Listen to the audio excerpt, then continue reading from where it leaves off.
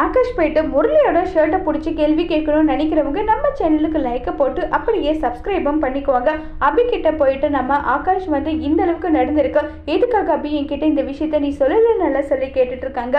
இந்த விஷயம் ராகவுக்கு தெரிஞ்சு ராகவ் என்ன பழி வாங்கணுங்கிறதுக்காக தான் என்ன கல்யாணமே பண்ணியிருக்காரு, இந்த விஷயம் தெரியுமா நல்லா சொல்லிட்டு அபி கேள்வி கேட்டுட்டு இருக்காங்க. இப்பவே அந்த முரளியை நான் சும்மா விட மாட்டேன், என் அக்காவோட வாழ்க்கை ஒட்டு மொத்தமா அழிச்சுவாம அவன் நிம்மதியா சந்தோஷமா இருக்கவே கூடாது நல்லா சொல்லிட்டு ரொம்ப கோவப்பட்டு பேசுறாங்க.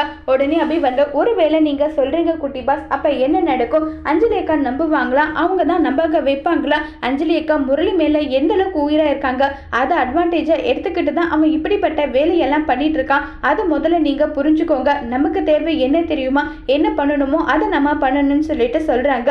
சரி, இப்ப என்ன பண்ணலாம்? முரளி கிருஷ்ணாவோட வாயாலி உண்மையை வர வைக்கணும், அதுக்கு நம்ம 3 பேரும் சேர்ந்து பிளான் போடணும்னு சொல்லிட்டு சொல்றாங்க.